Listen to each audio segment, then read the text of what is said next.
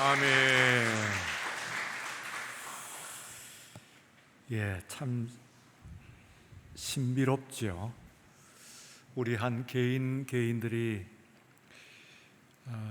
각자의 얼굴도 다르고 또 성격도 다르고, 같은 교회에 속해 있는 두 찬양대, 우리는 두 개의 찬양대입니다만 더 있어도 그런데 각각 또 달라요. 예, 그 찬양대의 퍼스널리티가, 호산나가 다르고 할렐루야가 다릅니다. 어디서 나온 아이디어인지는 제가 아직 확인 못했습니다만 굉장히 중요한 뜻이 있는 것 같아요. 이 찬양대가 한번 예배를, 같은 교회에 소속된 한 공동체의 예배인데 예배를 찬양대를 한번 바꿔본다는, 그렇게 불가능할 것 같지 않은데, 그러나 쉽게 시도하기도 또 쉽지는 않은 그런 시도입니다. 해놓고 보니까 참 의미가 있다, 그런 생각이 듭니다. 귀한 찬양, 헌신에 감사를 드립니다.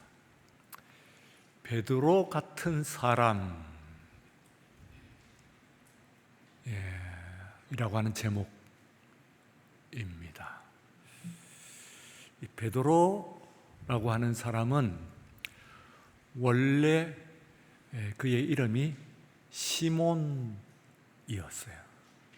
예수님께서 그를 보시고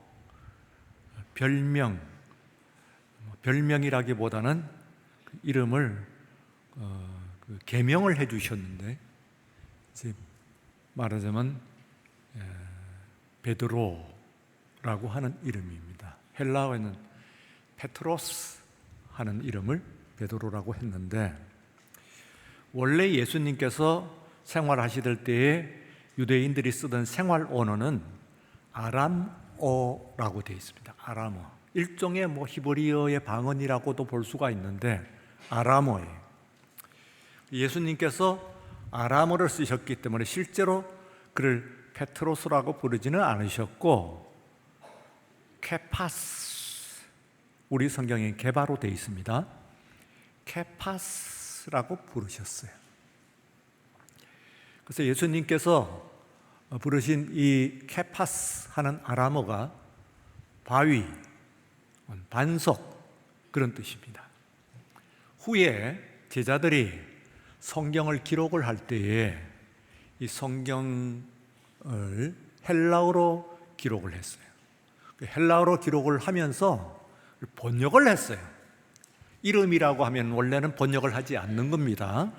그렇다면 헬라어로 다른 말은 쓰더라도 이름이라고 한다면 케파스 하고 그대로 놓았어야 되는데, 이것을 가지고 페트로스 하는 헬라어로 번역을 했기 때문에 오늘 우리들에게 있어서는 베드로 하는 이름이 그대로 더 익숙하게 남아 있습니다. 그러나 이 제자들이 헬라어로 성경을 기록을 할 때에 예수님께서 케파스 하셨던 것을 페트로스라고 번역을 해가지고 쓴 그 의미를, 그 취지를 생각을 한다고 할 것 같으면은, 우리도 우리 성경에서 베드로라고 하는 것보다는 바위라고 혹은 반석, 이렇게 번역해서 쓰는 것이 더 좋아요. 더 옳아요. 원의에 부합한다, 그렇게 생각할 수가 있습니다. 그래서 그렇게 되어 있지는 않습니다만, 어쨌든 간에 그 취지를 여러분들이 생각을 하시면서 그의 이름은 베드로라기보다는 오늘 이 시간은 바위라고 하는 이름으로 한번 생각을 해보자. 그래서 그를 바위라 했을 때는, 부를 때는 물론 베드로라고 부를 때는 그 의미가 그 속에 포함이 되어 있습니다만, 우리나라 번역을 해놓고 바위 사도 라고 그러면은 그 부를 때마다 그 의미가 분명하게 각인이 될 거예요.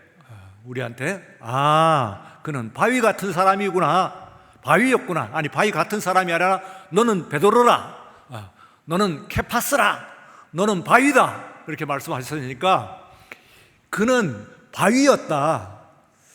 그래서 오늘 이 시간에 그 믿음을 따라서 바위 같은 사람, 바위 같은 신앙, 바위 같은 삶을, 인격을 가진 우리가 되어보자 하는 그런 의미에서 오늘 바위 같은 사람, 베드로 같은 사람이다, 그렇게 제목을 한번 잡아봤어요. 이 베드로는 그런데 그의 그 복음서에 나와 있는 그의 행적을 추적을 하자면은 바위 같은 사람일까 하는 데 대해서 다시 바위는 뭘까 하는 것을 재조명할 수가 있는 겁니다. 우선은 그를 처음으로 바위다, 너는 바위다 하고 주님께서 말씀을 하셨을 때에 나타나는 말씀이 마태복음, 우리가 아는 대로 16장에 나와요. 근데 마태복음 16장에서 보면은 너는 바위라, 너는 베드로라, 내가 이 반석 위에, 그러니까 너는 반석이라, 내가 이 반석 위에, 이래야 맞는 거죠. 내가 이 반석이라, 내가 이 반석 위에 내 교회를 세우리니, 이랬습니다. 우선은 내 교회라고 할 때에 여러분이나 저는 내 교회는 아니죠.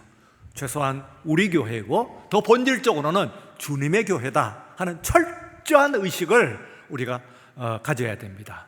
이때 내 교회라고 하는 I will build up my church on this rock, 그러니까 이 반석 위에 내 교회를 세우셨다고 할 때 이 my church, 내 교회라고 하는 표현을 쓸 수 있는 분은 우리 주님, 예수님밖에는 없습니다. 이것은 중요한 신앙 고백입니다. 여러모로 저나 여러분 어느 누구도 내 교회라고 하는 의식을 가지고 있으면 안 돼요. 그게 위협이 되는 거예요. 우리 교회, 더 나아가서는 우리의 회중의 이 교회의 머리가 되시는 예수님의 교회, 그래서 예수님의 교회라고 하는 그 의식을, 예수님께서 내 교회라고 하셨으니까 이 교회는 예수님의 교회다 하는 신앙 고백을 분명히 해야 되는 중요한 말씀 구절이라 그렇게 생각할 수가 있습니다. 어쨌든 예수님께서 이 교회를, 이 반석 위에 내 교회를 세우리라 말씀을 하셨는데 16장에 당장 문제가 있어요. 16장에는 두 중요한 단락이 있는데 이 앞에 단락이 그렇게 되어 있고 그 뒤에서 보면은 예수님께서 이제 이렇게 반석의 신앙을 확인을 했으니까 그때로부터, 그러니까 from that time, 그때로부터 예수님께서 자신이 고난을 당하시고 십자가에 죽으시고 3일 만에 부활하실 것을 말씀을 하셨다. 그 이후에 몇 번에 걸쳐서 중요한 때 말씀을 하셔요. 근데 처음 말씀을 하신 때는 이때로부터 그 말씀을 하신 거예요. 근데 그 말씀을 하시고 나니까 베드로가 그 뒤에 있는 부분에서 23절 말씀에 보시면 이렇게 되어 있습니다. 주여 그리하지 마옵소서, 말도 안 되는 소리를 하지 마세요. 그건 절대로 불가능하며 할 수가 없는 일입니다 하고 만류를 하니까 예수님께서 뭐라고 하시느냐 하면은 사탄아, 너는 나를 넘어지게 하는 자로다. 너는 내 뒤로 물러가라 하고 얘기했어요.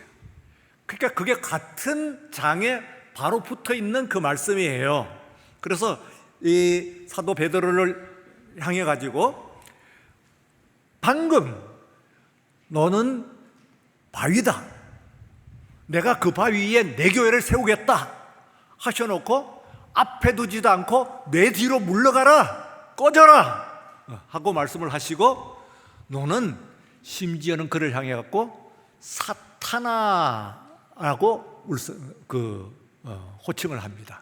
그러니까 앞에 있는 그 바위, 내 교회를 세울 바위라고 하는 표현과 바로 이어진 사탄아 물러가라 할 때 이 사탄이라고, 그냥 뭐 대적 정도가 아니고 사탄이라고 얘기했으니까 이것이 같이 붙어 있다고 하는 것을 우리가 생각을 해봐야 됩니다. 그뿐만이 아닙니다. 그 뒤에 있는 모든 행적들을 우리가 복음서에 나와서 보면은 예수님께서 그 발을 씻겨 드리실 때에 이 사람은 발뿐입니까? 발 절대 못 씻깁니다 했다가 또 발 씻기지 않으면은 내가 너희와 상관이 없다고 하니까 발뿐입니까? 그렇다면 온몸도 씻겨 주옵소서, 뭐 이렇게 이제 막 나오기도 하고, 실제로 너희도 가려느냐, 이제 예수님께서 3년 동안 사역을 하셨을 때 사람들이 막 모여들었어요. 근데 항상 모여드는 것이 아니고 한참 모여들다가 중후반으로 들어가면서 줄어들어요. 그 예수님의 추종하는 사람들의 숫자가 점점 줄어들어요. 그래서 막 추종자들이, 예수님을 따르는 사람들의 숫자가 몇천 명, 몇만 명에 이르다가 그 다음에는 1000명, 몇백 명 그러더니 몇십 명 하고 막 주는 거예요. 그래서 예수님께서 야, 이게 자꾸 사람들이 이게 주는데 너희도 가려느냐? 그러니까 생명의 말씀이 주께 있사오니 우리가 어디에 가오리까 하고 담대하게 말씀을 합니다. 실제로 예수님께서 십자가에서 체포를 당하시는 현장에서 그는 그 품속에 숨겨놨던 칼을 꺼내가지고 휘둘러가지고 그 한 병사의 귀를 떨어뜨려요. 아마 병사가 피했겠죠. 피하지 않았으면 그대로 얼굴을 맞았거나 몸 중앙을 맞아서 생명의 위협을 받았을 겁니다. 어쨌든 예수님께서 그 귀를 붙여주셨어요. 그런데 그러던 사람이 그 뒤에 예수님께서 신문당하는 현장에 따라갔다가 우리가 잘 아는 바와 같이 3번씩이나 예수님을 강력하게, 심지어는 저주를 하면서 그렇게 부인하는, 예수님을 부인하는 그 장면이라고 볼 수가 있습니다. 그 외의 모든 것들을 보게 되면은 한 가지 질문을 우리가 할 수가 있어요. 그가 정말 바위인가? 예수님께서 잘못 말씀하신 것이 아닌가? 정말 그 시몬이라고 하는 사람을 향해 가지고 너는 바위다 하고 일러주신 그 뜻이 무엇인가? 그 의미가 정말 제대로 붙여주신 것인가? 하는 것을 우리가 질문을 해봐야 돼요. 특별히 한 사람과 비교를 해보면 압니다. 여러분들이 우리 신약 성경 27권이라고 하면은 그 신약 성경에서 가장 중요한, 예수님 외에 중요한 두 인물을 이야기를 하자면은 베드로와 바울이죠. 말할 것도 없죠. 두 양대, 산맥, 좌청룡 우백호라고 해도 좋고 하여튼 두 중요한 인물이에요. 그런데 이 바울과 베드로가 상당히 달라요. 특별히 바울을 보게 되면은, 바울은 어떤 사람이냐면은 그는 정말 바위 같은, 우리가 아는 바위 같은 그런 사람입니다. 바울은요, 한번 신념에 사로잡히면은 움직이지를 않는 거예요. 목숨의 위협이 오고 풍랑의 위협이 오고 죽은 병에 걸리고 감옥에 갇히고 하는 이런 여러 가지의 그 위협을 당해도 아랑곳하지 않아요. 그냥 직진 앞을 향해 가는 사람입니다. 그러니까 정말 두 인물 가운데 예수님께서 바울을 직접 그 3년 동안에 만나지는 못하셨습니다만 오히려 두 사람 가운데서 바울이 있었다면은 바울을 향해 가지고 너는 베드로다, 너는 바위다, 그렇게 붙여줬음직한 그런 사람이라고 볼 수가 있습니다. 베드로와 그리고 바울, 이 두 사람 가운데서 더 바위 같은 사람은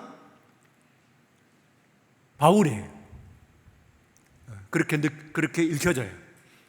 그런데 여러분들이 이제 뭐 예수를 오래 믿으면서 성경도 읽고 말씀도 듣고 뭐 여러 가지 해서 성경을 옮아가는 아시겠습니다만, 그러면은 성경에 나와 있는 베드로와 바울 가운데서 여러분들이 두 사람 중에서 누가 좀 끌립니까? 뭐 그거는 이제 사람마다 좀 다를 수가 있는데, 우선은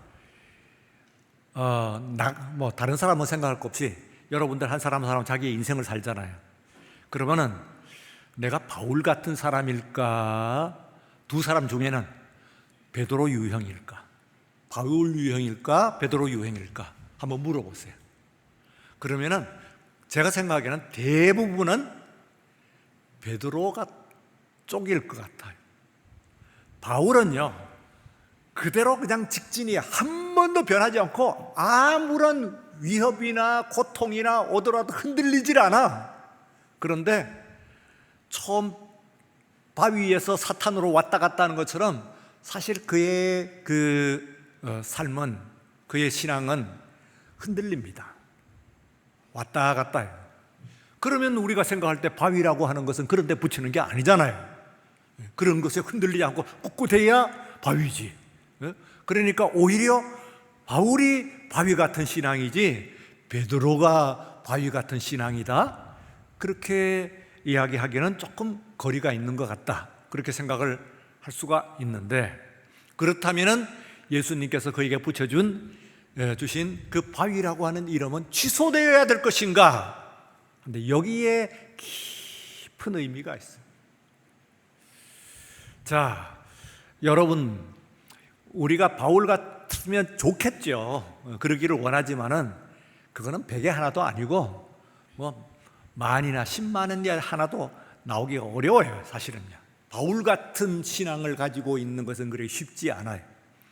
근데 베드로는 말이죠, 그는 훌륭한 신앙이긴 합니다만, 그러나 어떤 때는 말하자면은 좀 오바쟁이, 뭐 다혈질에 올라가기도 하고, 어떤 때는 낭망을 하기도 하고, 그리고 어떤 때는 나서 갖고 나오기도 하고, 그러나 또 어떤 때는 좀 그 뒤에 위축되기도 하고, 이러면서 나가는 삶을 보게 되면은 그 점이 저와 여러분의 삶과 좀 그래도 바울보다는 비슷한 거, 좀 나은 것 같다, 좀 거기에 좀 가까운 것 같다, 그렇게 생각이 됩니다.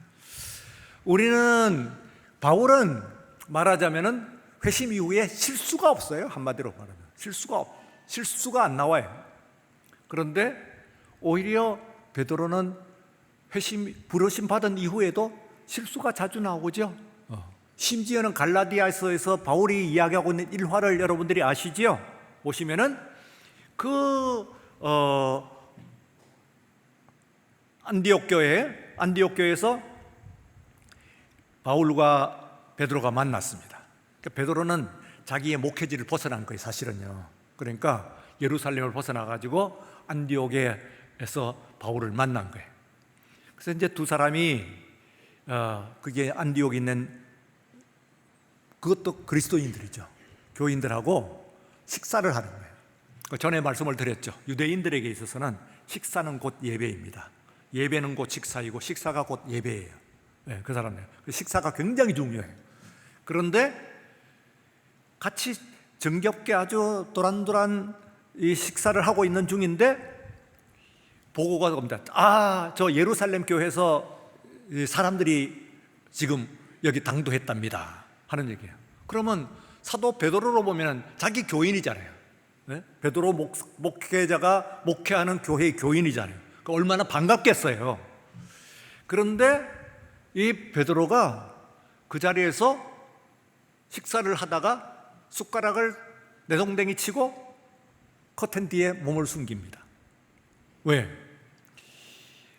이 예배에서 이방인들과 같이 예배를 드릴 수 없듯이 이방인들과 같이 식사를 못해요.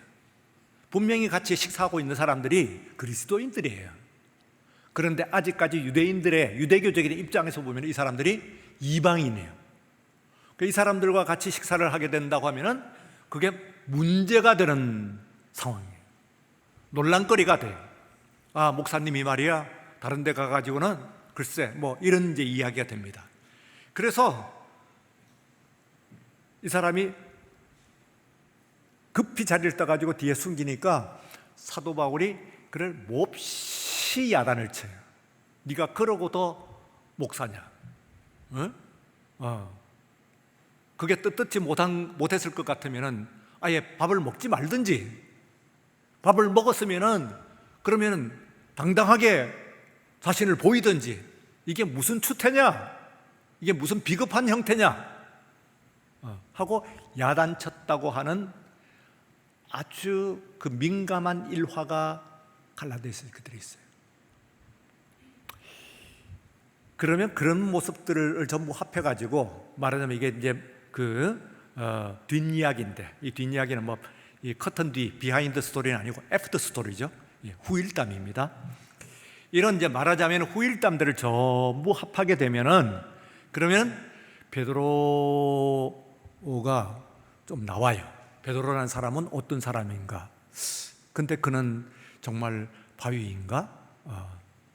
근데 제가 말씀드리고자 하는 것은 오늘 여러분들과 함께 나누고자 하는 것은 그럼에도 불구하고 바위. 그럼에도 불구하고 곧 우리의 흔들림과 우리의 실수와 우리의 부족함과 못남과 불완전함에도 불구하고 바위. 그것도 어떤 바위냐 하면은 예수님께서 내 교회를, 예수님의 교회를 지으시는 바위라고 하는 거예요. 오늘요 여러분들 이 동막교회가 저나 여러분이나에게 있는데 여기 있으면은 우리들을 위해 지금 이제 우리들을 바위라고 하면 이 바위 위에다가, 이 반석 위에다가 예수님께서 동막교회라고 교회를 지으셨어요. 아까 말씀드린 바와 같이 이 교회가 예수님의 교회예요. 그죠? 그런데 이 교회를 지었는데 여기 이제 우리들이 반석이잖아요. 여러분들의 반석 위에 서 있잖아요. 여러분들이 반석입니까? 좀 찔리죠? 내가 솔직히 이런 모습을 가지고 교회를 내 위에다가, 우리들의 위에다가 예수님께서 이 교회를 예수님의 교회를 지으셨는데, 동막교회라고 하는 교회를 지으셨는데, 저와 여러분들 이 회중들 위에 예수님께서 지으셨는데, 이 회중의 모습을 가지고 예수님께서 교회를 지으신 이 동막교회가 예수님께서 잘하신 것인가? 그런데 그럼에도 불구하고 여전히 베드로는 베드로, 그는 교회에 지은 바위다, 그런 생각입니다. 저는 지난 16일부터 7박 8일 동안에 주로 이제 아르메니아와 조지아 두 군데를 다녀왔어요. 근데 그게 보면서 큰 감동을 받았어요. 어떤 큰 감동이요? 물론 뭐 거기에 있는 자연도 보고 뭐 이렇게 하는 길 합니다만, 신앙 이제 함께 간 사람들이 다, 일행들이 다 목사님, 장로님들이시기 때문에, 또 안내를 하는 가이드 선생님도 그런 분을 아주 신앙적으로 잘 인도하는, 거기에 초점을 맞춰가지고 하시는 분을 이제 세워가지고 잘 받는 가운데서 참 큰 도전을 새롭게 받았어요. 나 어떻게 예수를 믿어야 되겠다, 그런 생각이 들면서 어떤 충동까지 받았냐면은, 내 자손들이 아르메니아로 가가지고 이 후손들이 아르메니아 사람들이 되었으면 참 좋겠다, 그런 충동이 됐어요. 내 이제 자손들이 뭐 마음대로 되는 건 아닙니다만, 거기에 인구 300만의 가난한 나라에 아르메니아, 또 밑에 있는 조지아도 뭐 그만하고 그런 나라인데, 이런 나라들이 기독교를 가장 먼저 믿었던 나라예요. 이 세상에서, 지구상에서 로마가 기독교를 공인하기 전에, 국교화하기 전에 가장 먼저 기독교를 받았던 나라가 아르메니아예요. 그런데 그 뒤에 이 조그만 나라 그리고 얼마 안 되는 민족이 그야말로 엄청난 그런 외침을 당하고 핍박을 받았어요. 이슬람, 몽골, 위에 있는 그 알렉산더, 온갖 침략자들 가면서 그렇게 이야기해요. 우리나라의 임진왜란 같은 초토화되는 그것을 무려 역사적으로 37번을 당했다는 거예요. 37번. 확 쓸어가 완전히 절멸되는 인종청소를 당하는 것이죠. 지노사이드라고 인종청소를 당하는 그런 정도의 초토화를 37회를 당하면서도 그 사람들이 신앙을 지금까지 오늘 꿋꿋하게 붙들고 그리고 움직이지 않는 그야말로 바위 같은 그런 신앙입니다. 그래서 엄청난 도전을 받았어요. 저는 이제 따라다니면서 굉장한 도전을 받게 되는데, 이 아르메니아가 어디에 있느냐 하면은 그 성경에 나와 있는 두 번 성경에 나와 있는 갑바도기아라고 하는 그 지명이 있습니다. 갑바도기아. 그 어디에 나와 있냐 하면은 사도행전에 한번 나와 있어요. 그 사도행전 2장 9절에서 보시면은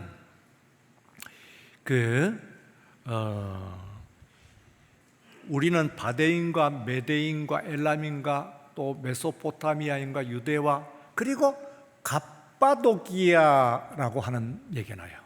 본도, 아시아 이렇게 나오는데 여기에 갑바도기아라는 앞에서 전혀 언급이 없던 한 그 지명이 나와요.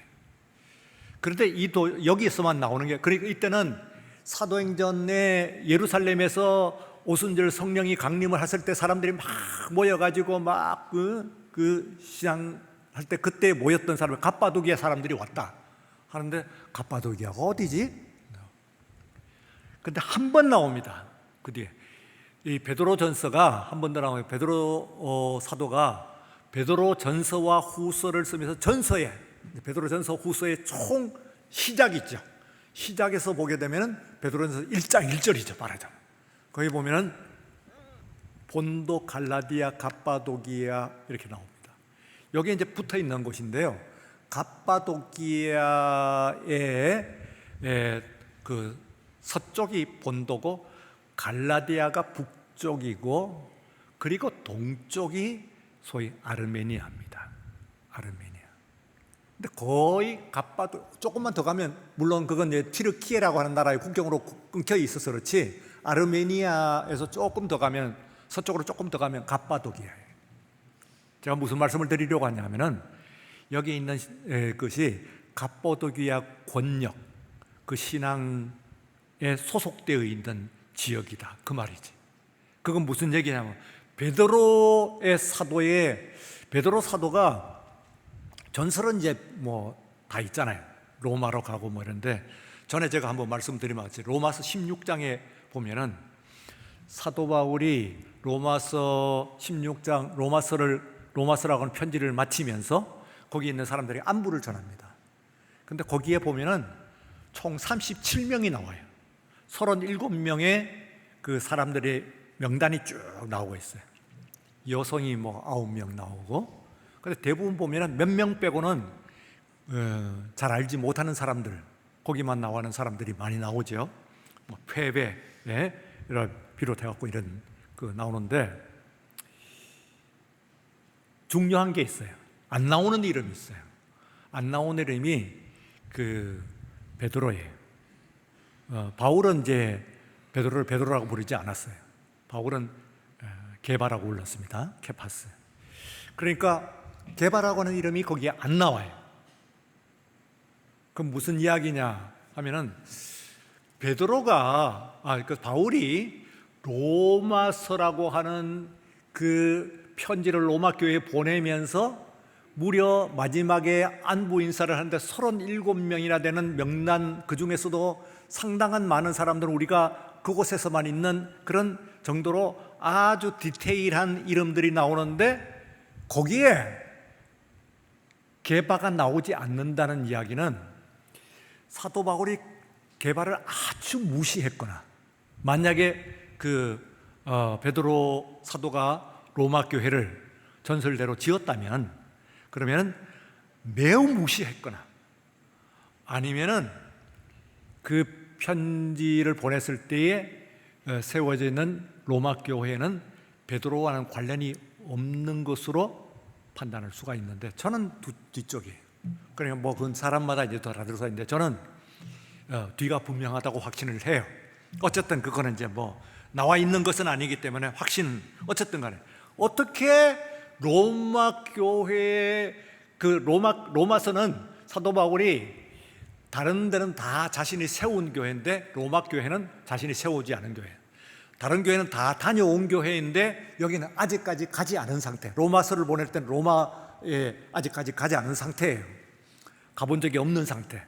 이때의 편지를 보내는데 그 처음에 시작에서도 불구하고 시작에도 그렇고 마지막에 있는 그 많은 사람들의 명단에서 게바가 빠졌냐, 그건 굉장히 그 결례를 하는 것이에요. 거기에 있는 당연히 그 목사님이 계시면은 그 담임 목사에게 일단 안부를 전해야 되는 건데, 그거 빼놓고 딴 사람들 뭐 이 사람들 언급을 하게 되면은, 만약에 그 편지를 사도 베드로가 받았다 그러면은 어떻겠어요? 그걸 들었을 때 굉장히 불쾌하겠죠. 그래서 아닌 것 같다고 생각을 하는데, 성경에 나와 있는 문헌상의 추적을 할 수 있는 마지막 그 지점이 어디냐면 바로 본도, 갈라디아, 그리고 갑바도기아, 요 붙어 있는 지역에 거의 앞뒤로 동서남북으로 붙어 있는 이 지역인데, 이 지역에 말하자면 베드로전서 1장 1절에 나와 있는 이게 굉장히 중요합니다. 베드로의 신약 성경에 나와 있는 사도 베드로의 행적으로는 이게 마지막이에요. 여기에 있는 형제 하나님에게 어쨌든 여기에는 관련이 있는 거예요. 여기에 목회자들이에요. 사도 베드로가 여기에 목회를 하고 있는 거예요, 이 지역에. 그러면 이 지역에 지금 말하자면 아르메니아, 튀르키예 뭐 이런 지역인데, 지도로 한번 보시면은, 여러분들 보시면은요, 저 색깔로 칠해져 있는 저 부분이 말하자면 아르메니아입니다. 바로 왼쪽에 보시면은 튀르키예 보이고, 그리고 위에 보면은 조지아 있고, 밑에 보면 이란 있고, 그리고 오른쪽에 보면 아제르바이잔이라고 있죠.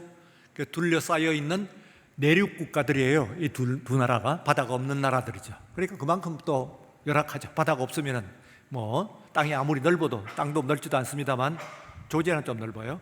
땅도 넓지도 않습니다만, 그래도 바다가 없으면은 그거는 힘이 없습니다. 예. 한국이 이만큼 힘이 있는 것도 삼면 바다로 둘러싸여 있어 갖고 힘이 있다고 그랬죠. 바다로 둘러싸여 있는 것과 아닌 것은 굉장히 큰 차이가 있어요. 근데 이 땅에서 서쪽에 있는 튀르키예에 있는, 저 회색으로 되어 있는 튀르키예에 있는 저 부분이 말하자면 바로 어디 어간에 갑바도기아가 있다. 그리고 바로 오른쪽이 아르메니아다, 그런 얘기입니다. 그러니까 무슨 이야기냐 하면은, 이 지역이 사도 베드로의 권역이었다는 말씀을 드려요. 권역이었다. 그렇기 때문에 이 사람들이 신앙적인 DNA가 있잖아요. 여러분들은 다 동막교회에 속해가지고 사무엘 무어 혹은 조경희 장로님의 신앙적인 DNA를 가지고 있습니다. 신앙적인 DNA 분명히 갖고 있거든요. 여기에 소속되어 있으면 갖고 있어요. 여기에 소속된 여러분들 다 갖고 있어요. 그러니까 이 DNA를 우리가 물려받은 것처럼, 여기에 이 아르메니아 이 지역, 조지아 이 지역이 말하자면은 사도 베드로의 갑바도기아 지역을 중심으로 하고 있는 사도 베드로의 신앙 DNA를 받은 지역이 아닌가. 그의 또 갑바도기아 그 지역이 온통 바위 천지예요. 그래서 어떤 의미에서 예수님의 예언이 아닌가. 그래서 그의 최후에 나타나는 행적, 물론 그 뒤에 다른 곳으로 갔을 수도 있고 로마도 갔을 수가 있어요. 그러나 그것은 성경상에서 나타나지는 않고, 어쨌든 성경에 나와 있는 최후의 그의 그 사역은 바위투성의 갑바도기아, 그리고 그 신앙을 이어받고 있는, 튀르키예는 이슬람에 지금 뭐 뺏겼습니다만 어쨌든 그들 신앙적인 DNA를 갖고 있는 것이 바로 이 지역이었다, 그리고 신앙이었다 하는 것을 확인하면서 말로 다 할 수 없는 감동, 그리고 또 도전을 받는 그런 시간이어서 바위 같은 신앙을 가지십시다. 예, 여러분 모두들도 바위 같은 신앙을 갖는 여러분들 모두가 되시기를 주의 이름으로 축원합니다. 예, 물론 약점이 있어요. 여러분들 다 실수가 있고 허물이 있고 다 있습니다. 저도 있습니다. 다 있지만 그래도 그거 갖고 포기를 하지 마세요. 예, 이 반석 위에, 우리라고 하는 이 반석 위에 동막교회라고 세우시는 주님의 뜻을 깊이 생각하고 이 교회를 견고히 세워나가시는 저와 여러분들 모두가 되시기를 주의 이름으로 축원합니다. 거룩하신 하나님 아버지 감사합니다. 복되고 거룩한 주일 우리에게 허락하시고 연약하고 변덕스럽고 무너지고 또한 넘어지기 쉬운 우리들의 모습 위에 바위라고 하시며 이 바위 위에, 이 반석 위에 교회를 세운다고 하시오니 하나님 다시 한번 추스르고 믿음을 분명히 하는, 견고히 하는 오늘 이 시간 이 말씀 되게 하시고 이 예배 되게 하여 주옵소서. 세상의 여러 가지 도전과 위협, 유혹과 두려움이 닥친다고 하더라도 다시 한번 반석 같은 믿음을 허락하여 주옵소서. 넘어지지 않게 하여 주옵소서. 기도하는 온 성도들 되게 하여 주시옵소서. 예수님 이름으로 기도리옵나이다. 아멘.